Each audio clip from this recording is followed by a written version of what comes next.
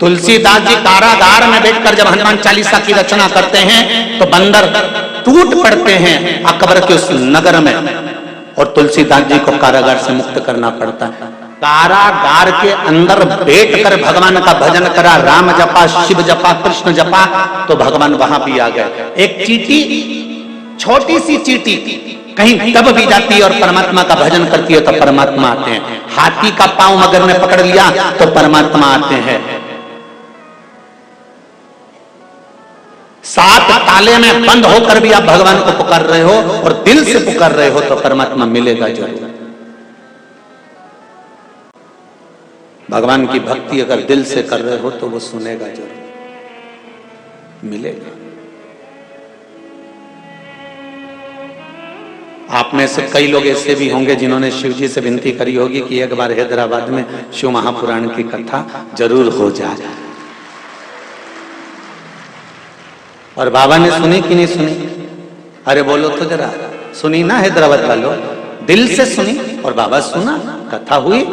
बाहेती परिवार को बाबा ने कृपा करी और बाहेती परिवार ने ये कथा का आयोजन रखा। कहीं शिव कृपा हुई, शंकर की करुणा हुई। बैठ जाओ बाबू।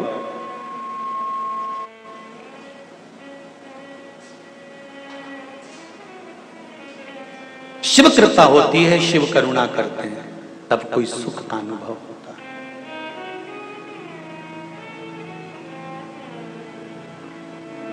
आज पारसमणी तुम इतनी खुश हो।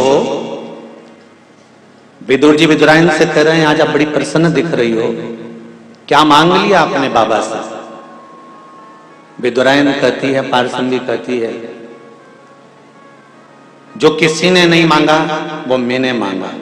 दुनिया के लोग मंदिर में जाते हैं तो भगवान से कहते हैं भगवान मुझे ये दे दो, भगवान मुझे वो दे दो। विदुरायन कहती है आज मैंने भगवान से कह दिया कि जो तुम्हारा सबसे श्रेष्ठ भक्त हो, जो तुम्हारी आराधना दिल से करता हो, उसकी सेवा करने का मौका मुझे दे दो। पारसमणी कहती है जो तुम्हारा श्रेष्ठ भक्त हो, जो तुम्हारी सेवा दिन रात करता हो, दिल से करता हो, दिखावे से नहीं, हृदय चित्त से करता हो, उसको मुझे सेवा का मौका दे दो। भगवान विदुर जी महाराज को हंसी आ गई और विदुर जी ने कहा विदुरायन से, घर में कुछ भी तो नहीं रहता, तू क्या देगी उन शंकर के भक्त को? सेवा करने वाले को भी तो सेवा की जरूरत पड़ती है, तो क्या प्रदान करेगी? तो विदुरायन कहती है, पारसमणी कहती है जब मौका मिलेगा तब सोचेंगे। इनको ये नहीं मालूम था कि शंकर का गुणगान करने वाले, शिव की भक्ति में डूबने वाले, शिव की सेवा करने वाले कोई दूसरे नहीं होंगे। विदुर जी को मालूम नहीं था कि दुर्योधन ने 56 भोग बनाकर रखे थे, ढेर सारे पकवान बनाकर रखे थे, और जिसके घर में वीआईपी पार्टी होती है व्यक्ति वहां जाना पसंद करता है, पंगत में भोजन करना पसंद नहीं करता। अगर भगवान कृष्ण चाहते तो वीआईपी पार्टी में चले जाते, भगवान कृष्ण चाहते तो दुर्योधन के घर चले जाते, भगवान कृष्ण चाहते तो 56 भोग खाने चले जाते, भगवान कृष्ण चाहते तो 56 मेवा पकवान पाने के लिए चले जाते। पर उन्होंने 56 भोग त्याग दिए और जो विदुरानी ने मांगा था कि शिव के सेवक, शंकर के भक्त की सेवा मुझे करने का मौका मिले, और कृष्ण दौड़कर विदुरानी के घर चले जाते हैं, ये शिव कृपा से मिलता है।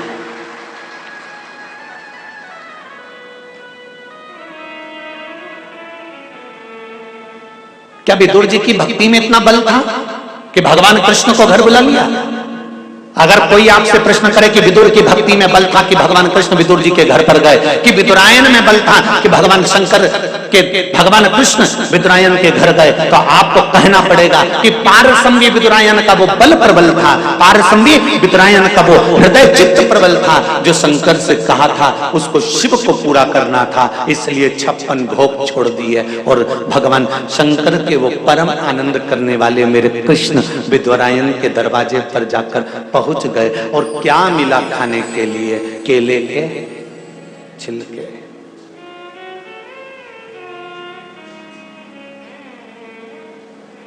किसी ने अंदाजा लगाया?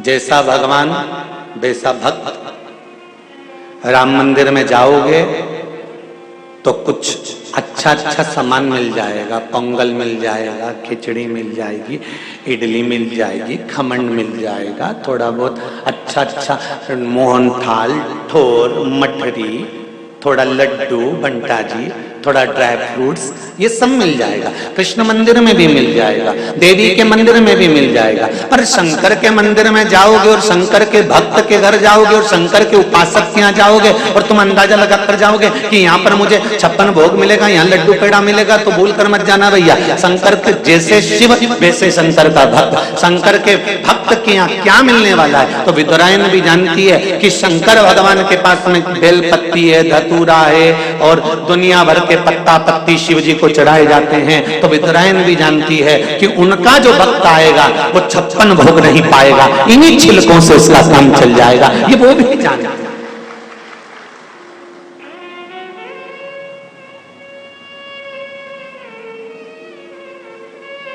बहुत वीआईपी को बुलाओ ना तो वीआईपी जैसी व्यवस्था करना पड़ती है, साधारण को बुलाओ तो साधारण जैसी व्यवस्था करना पड़ता है। जरूरत है ही क्या, आए खाए पिए मौज करे चल जाए।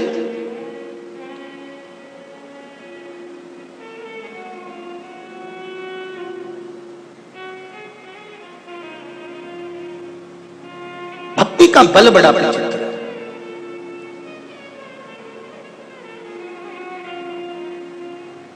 और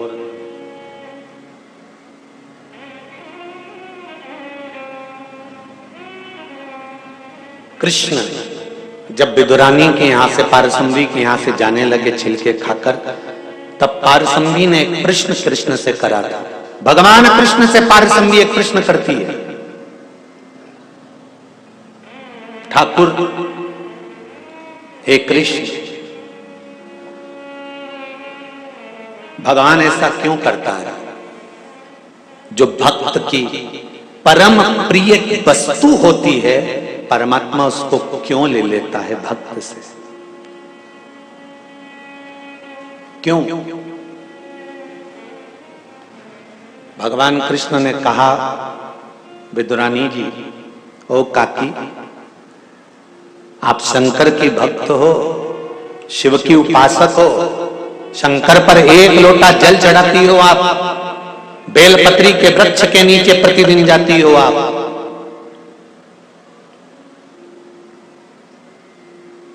जिस बेलपत्री के वृक्ष के नीचे 64 योगिनियां, 33 कोटि देवी देवता एक बूंद जल का इंतजार करते हैं, उस बेलपत्री के वृक्ष के नीचे आप जाती हो, साधारण नहीं है।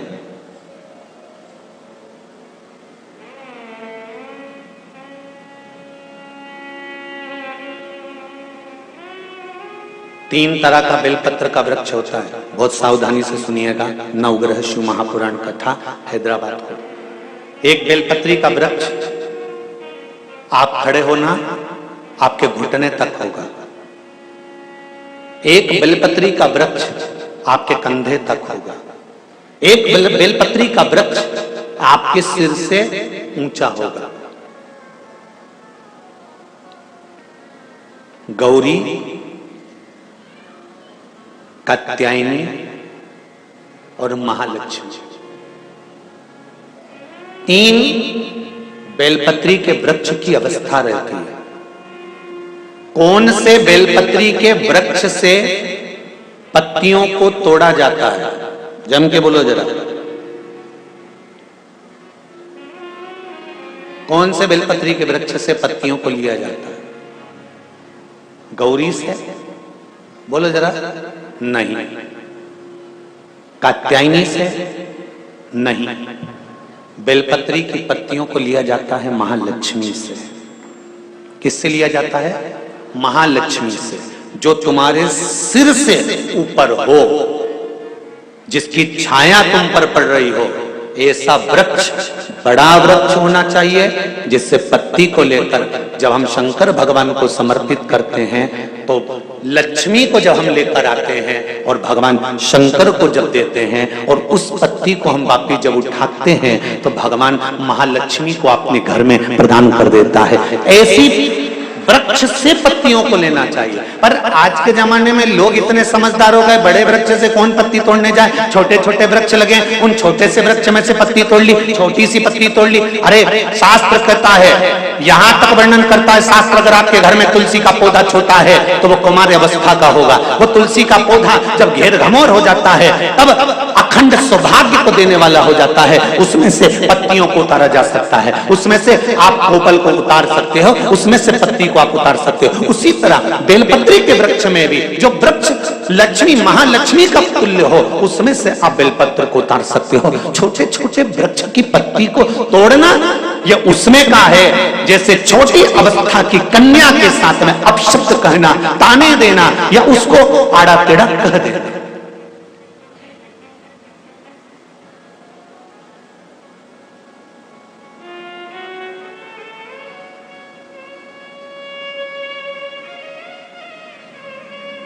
नवरात्र में कन्याओं का भोजन कराती हो कि सौभाग्यवती माताओं का भोजन कराती हो? जल्दी बोलो। कन्याओं का। तो सौभाग्यवती को कराने में क्या दिक्कत है? नवरात्र में सौभाग्यवती को भोजन कराने में क्या दिक्कत है? पर दुनिया के लोग कहते हैं कि नवरात्र में कुंवारी कन्याओं का भोजन कराना चाहिए।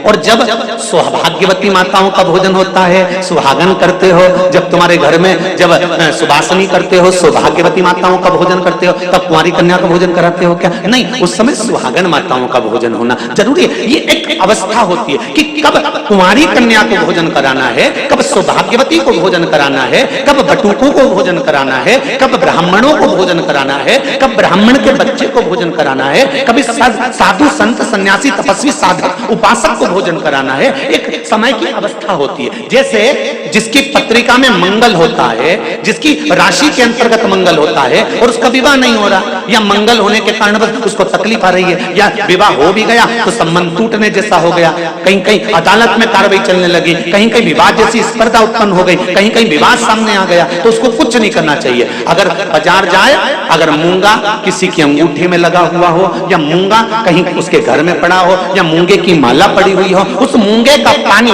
मूंगे को पानी में डाल दो और उसका पानी शंकर भगवान को मात्र 31 दिन तक लगातार चलाना प्रारंभ कर दे, अदालत में केस बंद हो जाएगा और पति पत्नी वापस एक जैसे हो जाएंगे, वापस जुड़ जाएंगे। और अगर विवाह नहीं हो रहा है तो मंगल राशि वाले का अगर विवाह भी नहीं हो रहा तो मंगल विवाह आनंद के साथ पूर्ण होगा। ज्यादा भटकना, बस 31 दिन तक मूंगे का पानी, जो मूंगा आप लोग अंगूठी में पहनते हो, हाथ में पहनते हो, माला पहनते हो, उसी मूंगे को पानी में डालकर उसका जल शंकर को चढ़ाना प्रारंभ कर दो।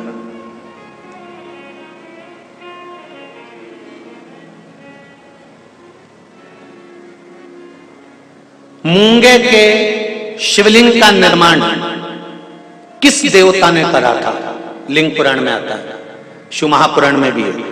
अगर आपके घर में गीता प्रेस गोरखपुर की शिव महापुराण की कथा हो तो उसमें भी पढ़िएगा कि किस किस देवता ने कौन कौन सा शिवलिंग का निर्माण किया है।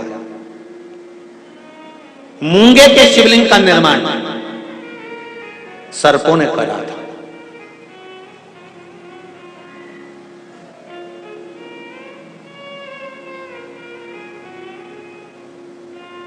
जब शिवलिंग का निर्माण हुआ, पूजन हुई, शिवजी ने आकर आशीर्वाद प्रदान करा, तब सर्पों ने केवल एक बात मांगी थी कि हमारी इन सर्प कन्याओं, ये सांप की बेटियां हैं, सर्प की बेटियां हैं, सर्प के पुत्र हैं, इनका विवाह कैसे होगा?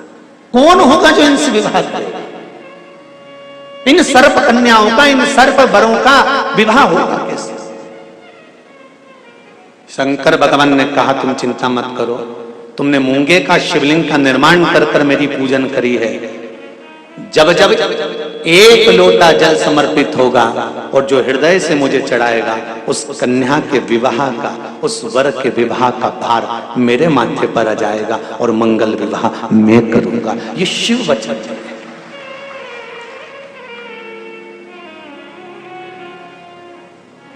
एक बहुत सुंदर सा प्रसंग है, जरा ध्यान दीजिएगा। कई लोग कहते हैं हमारा गुस्सा कंट्रोल में नहीं आता, हम बहुत गुस्सा आता है गुरुजी।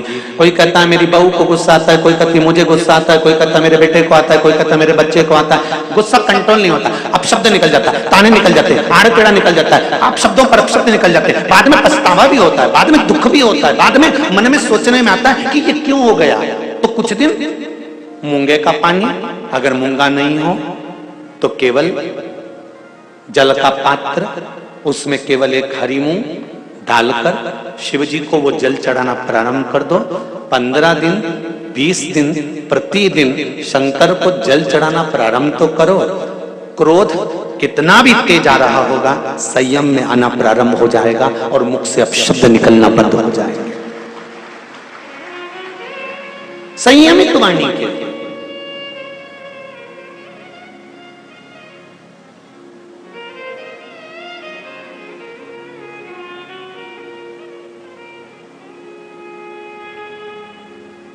केवल शंकर भगवान की आराधना किस रूप में करना है, कैसे करना है, किस तरह से करना है, शंकर भगवान की पूजन किस रूप में करना है, किस तरह से करना है, हमको शिव महापुराण के माध्यम से ये सीखना है। क्यों? क्योंकि हम बहुत सी गलतियां करते हैं साहब। जरा जरा सी बात में अदालत में केस पहुंच जाता है, जरा जरा सी बात में पति पत्नी अलग हो जाते हैं, जरा जरा सी बात में भाई भाई अलग हो जाते हैं। कारण क्या है? उसका कारण क्या है? जेठानी को मालूम है मेरा पति कमा रहा है, देवरानी को मालूम है मेरा पति कमा रहा है, जेठानी को देवरानी को दोनों को मालूम है कि सास और ससुर की जो जायदाद होगी वो आधी आधी मिलेगी। फिर लड़ाई किस बात की है? फिर विवाद किस बात का है? फिर भाइयों में तकलीफ किस बात की है? फिर ननंद को मालूम है कि मेरे को भी एक दिन जाना है और भाभी को भी यहाँ पर रहना है, तो फिर ननंद और भाभी में विवाद किस बात का है? हमें बस ये समझना है कि लड़की अच्छी देखी, परिवार अच्छा देखा, कुटुंब अच्छा देखा, लड़का अच्छा देखा, परिवार अच्छा देखा, फिर विवाद किस चीज के लिए होता है? वो विवाद किसी दूसरी चीज का नहीं होता, विवाद केवल हमारे ग्रहों का। हम जो सोचते हैं, बहुत अभिलाषा लेकर आते हैं, वो पूर्ण नहीं होती तो तकलीफ आती है। उसको पूर्ण करने के लिए परिवार वालों पर जोर नहीं दिया जा सकता, उसको पूर्ण करने के लिए मेरे देवाधिदेव महादेव से कहा जा सकता है कि तेरे भरोसे पर यह कार्य किया, तेरे बल पर करा। विदुरानी ने कहा भगवान कृष्ण से, ठाकुर एक बात आपसे पूछना है। भगवान कृष्ण ने पूछा, पारसम्भी काकी विदुरानी जी पूछिए, क्या पूछना है? विदुरानी कहती है मुझे केवल इतना सा पूछना है कि भगवान अपने भक्त से उसकी प्रिय चीज, उसकी प्रिय वस्तु क्यों छीन लेता है? भगवान कृष्ण कहते हैं पारसम्भी काकी जी, विदुरायन जी, जिस समय आपकी कोई चीज भगवान छुड़ा ले तब आपको नाचना चाहिए, खुश होना चाहिए। क्यों? पूरी दुनिया के सेठों को छोड़कर परमात्मा को तू ही ऐसा सेठ मिला जिससे कुछ लेकर परमात्मा गया है। पूरी दुनिया के सेठों को छोड़कर परमात्मा को केवल तू सेठ मिला, तेरे पास परमात्मा आया और तुझसे कुछ लेकर गया है। जब तुम्हारी कोई वस्तु तुम्हारे पास से चली जाए, कोई चीज तुम्हारे पास से चली जाए, तो उसमें दुख नहीं मनाना। परमात्मा ने दिया था, परमात्मा लेकर चले गया, उसमें तुम प्रसन्न होना कि वो देव अधिदेव महादेव ने दी थी और उसने वापिस ले ली है, उसमें दुख नहीं करना।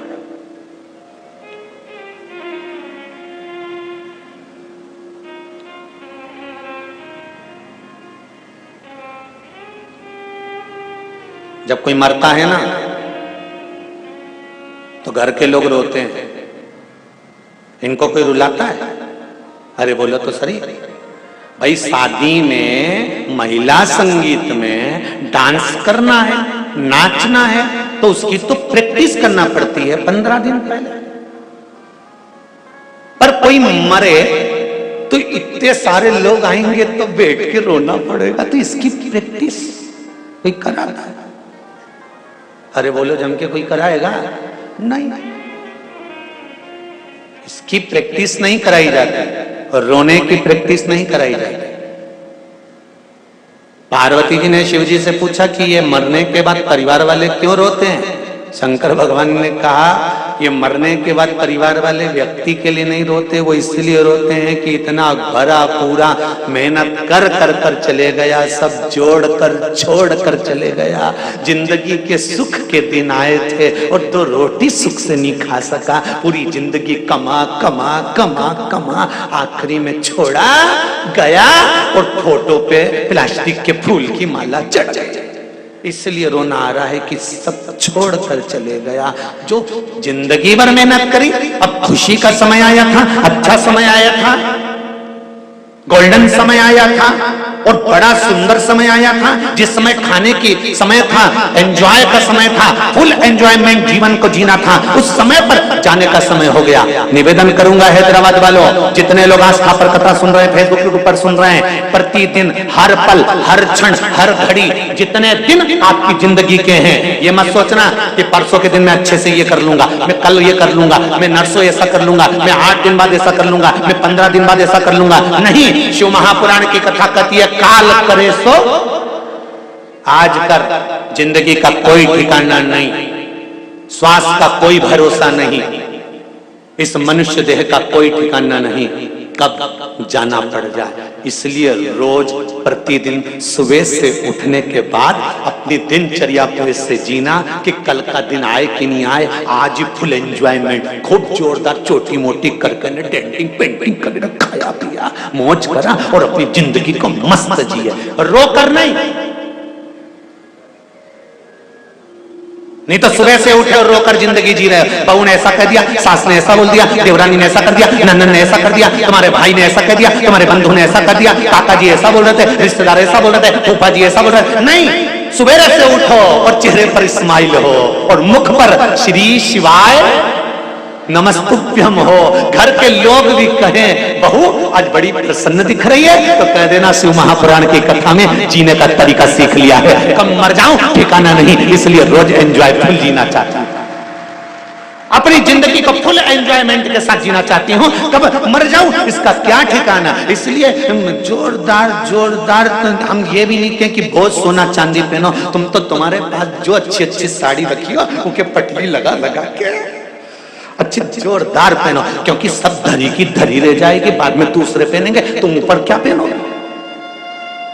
फिर ऊपर जाके क्या याद करोगी? यमराज से कहोगी ये यमराज वंश मोर,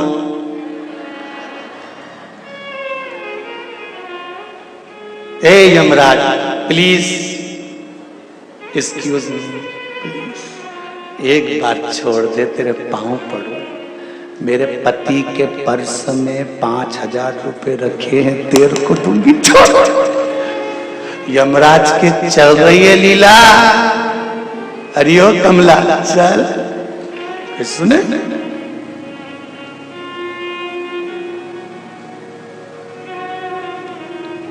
एक पत्नी पड़ोस में गई और अपने पड़ोसन के पास जाके बैठ गई। पड़ोसन ने कहा तेरा मुंह क्यों उदास है? पड़ोसन ने जैसे पूछा तो पत्नी ने कहा मेरा पति बहुत झूठ बोलता है, इसके बराबर संसार में कोई झूठेला पैदा ही नहीं हुआ होगा, इतना झूठेला पति मेरा, इतना झूठ बोल रहा है, इतना झूठ बोल रहा है। तो क्या झूठ बोल दिया उसने? सुबह से चिल्ला रहा है मेरे पर्स में 3000 रुपए रखे थे, किसने लिए?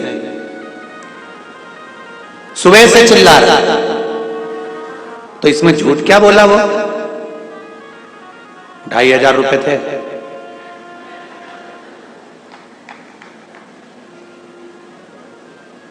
मैंने खुद पर्स में से निकाले 2500।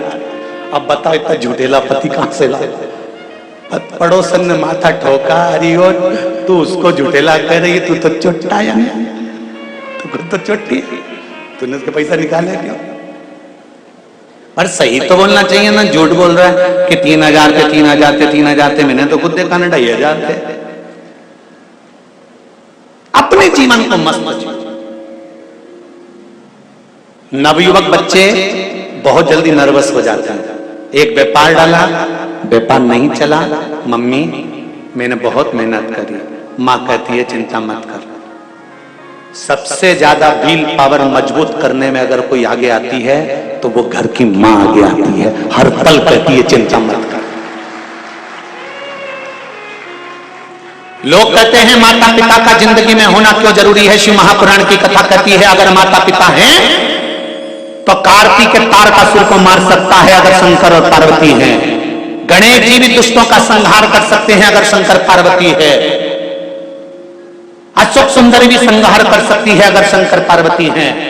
घर में जब तक बुजुर्ग माता पिता रहते हैं बच्चों का व्हील पावर मजबूत करते रहते हैं। घाटा लग गया ना, कोई बात नहीं, चिंता मत करना, मेरे पास में थोड़ा पड़ा है, चूड़ा ले जा, बेचिया, कर्जा निपटा दे, चिंता मत करना, फालतू की चीज मत सोचना। हो गया ना, जमीन पड़ी है ना गांव में, वो बेच देंगे, चिंता मत करना। एक माँ और एक पिता अपने बच्चों का व्हील पावर मजबूत करते रहते हैं। हर पल कोई संत, कोई साधु, कोई सन्यासी, कोई तपस्वी, कोई साधक, कोई उपासक अगर दुनिया में कोई है तो आपके घर में रहने वाले बुजुर्ग माता पिता हैं। ये संत, साधु और सन्यासी से कम नहीं है, ये किसी ब्राह्मण और संत से कम नहीं है। हर पल अपने बच्चों का व्हील पावर मजबूत करते हैं। मेरा बच्चा बोलता नहीं है, बहू कहती है ये 2 साल का हो गया बोलता नहीं है, माँ कहती है चिंता मत कर, छोटा है ना अभी तो रुक तो जा, धीरे धीरे सीख जाएगा, बोलेगा, चिंता मत कर। माँ उसका व्हील पावर मजबूत करती जाती है।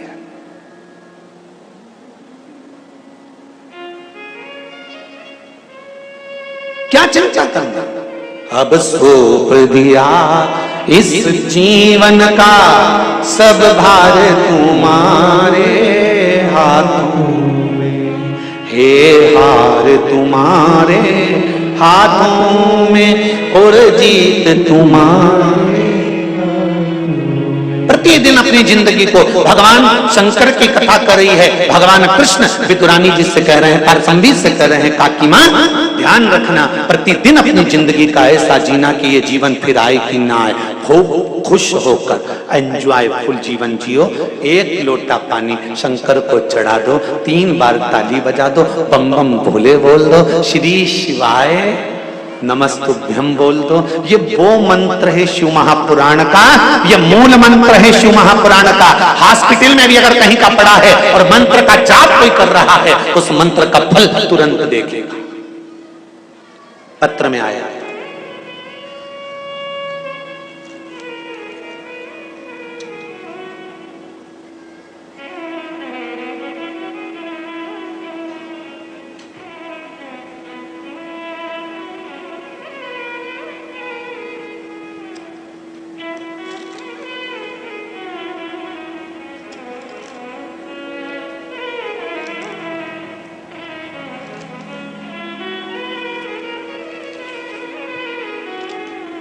शर्मिला बजरंग लाल जी काकानी हैदराबाद, कहीं बैठे हैं? हाथ उठाइएगा। शर्मिला बजरंग लाल जी काकानी हैदराबाद, कहीं बैठे हो? हाथ हिलाइएगा, दोनों हाथ हिलाओ। हर हर महादेव। आपने पत्र में लिखा है दीदी, पहले तो धन्यवाद दूंगा कि आप लोग दिल से पत्र लिख रहे हो और बाबा देवादिदेव महादेव ने जो आप पर कृपा करी है उसका पूरा आनंद आपने पत्र के माध्यम से लिखा। जोरदार ताली बजाओ, बहुत बहुत साधुवाद। श्री शिवाय नमस्तुभ्यम, प्रणाम। पशुपतिनाथ व्रत के महिमा का और 1 लोटा जल, इन सबका मैं क्या वर्णन करूं? आपने जो जो उपाय बताया मैंने किया, इन सबका मैं क्या क्या वर्णन करूं? गुरुदेव, 3 साल पहले मेरे पति बजरंग लाल जी की तबीयत बहुत खराब हो गई थी। हार्ट का प्रॉब्लम, शुगर, बीपी, डॉक्टर ने कहा था बाईपास कराना पड़ेगा। शुगर 500 थी, बीपी 200 रहती थी। हमारे भाई साहब जी, जेठ जी ने कहा आप शिव महापुराण की कथा सुनो। फिर हमने तब से कथा सुनना प्रारंभ किया और मैंने माला श्री शिवाय नमस्तुभ्यम की जपना प्रारंभ किया। 1 लोटा जल चढ़ाना और फिर पशुपतिनाथ का व्रत किया। फिर 2 महीने के बाद डॉक्टर के पास गए तो डॉक्टर ने कहा टेस्टिंग करवाओ। बोले हमने टेस्टिंग किया तो रिपोर्ट देखकर डॉक्टर परेशान हो गया और डॉक्टर ने कहा इनका बाईपास की जरूरत नहीं है, बस एक ही स्टेंट बिठाना पड़ेगा और बीपी भी अभी नॉर्मल है और शुगर भी नॉर्मल है। ये शिव कृपा है। बैठो बहन, श्री शिवाय नमस्ते। शिव उदारता किसको कहते हैं?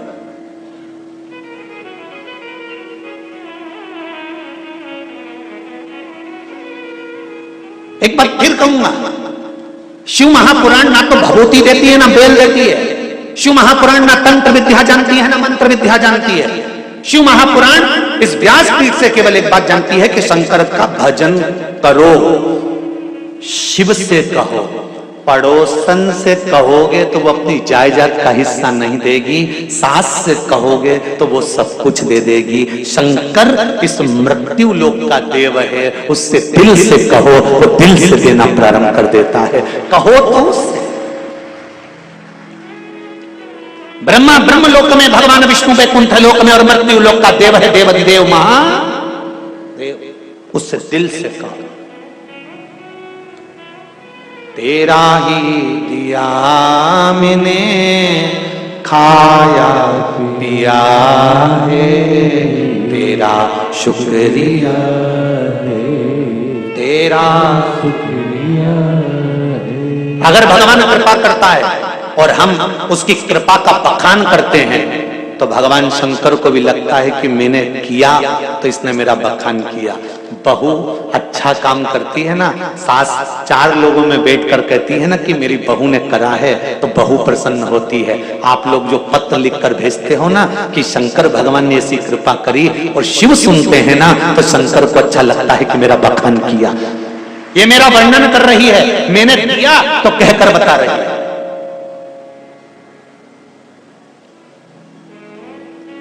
एक नट, कबीरा कहते हैं, एक नट पति पत्नी को दिलाता है तो पत्नी पूरे मोहल्ले में दिखाती है मेरे पति ने दिलाई है, मेरे पति ने दिलाई है।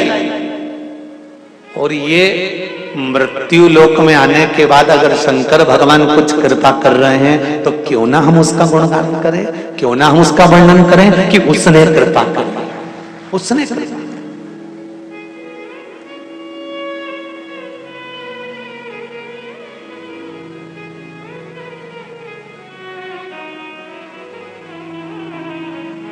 ये उसकी कृपा बिना नहीं हो सकता। और हमारे कर्म के अनुकूल हम प्रतिदिन शिव की आराधना कर रहे हैं। श्री शिवाय नमस्तु, श्री शिवाय नमस्तु, श्री शिवाय नमस्तु, श्री शिवाय नमस्तु, श्री शिवाय नमस्तु। इन मंत्र का हम जाप कर रहे हैं तो शिव हमें स्वीकार कर रहा। पंचाक्षर जप लो नमः शिवाय, षडाक्षर जप लो ओम नमः शिवाय, द्वादश अक्षर जप लो ओम नमो भगवते वासुदेवाय, 2 अक्षर का जप लो राम, 2.5 अक्षर का जप लो कृष्ण। पर मंत्र जाप हो, चाहे माला हो, चाहे शंकर भगवान पर 1 लोटा जल हो, दिल से चढ़ाना, दिल से, दिखावे से नहीं।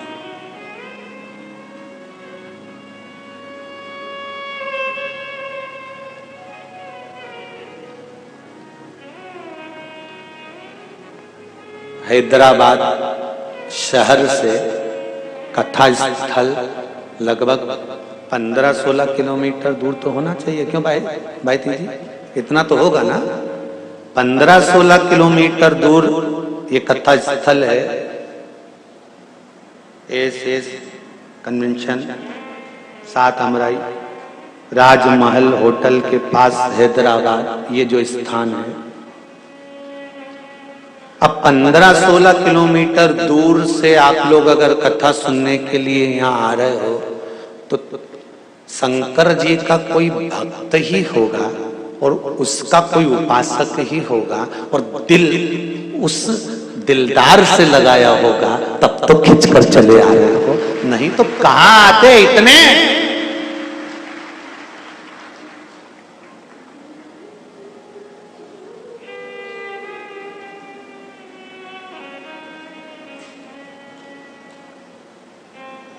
उससे मन लग गया, उससे हृदय लग गया, उससे अपने चित्त वृत्ति को जोड़ा है।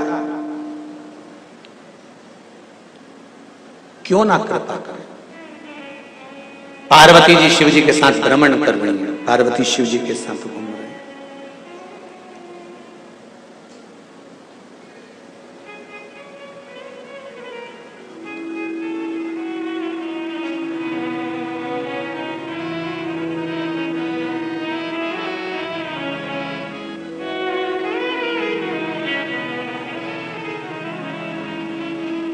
शिव की शरण में आ जा हो,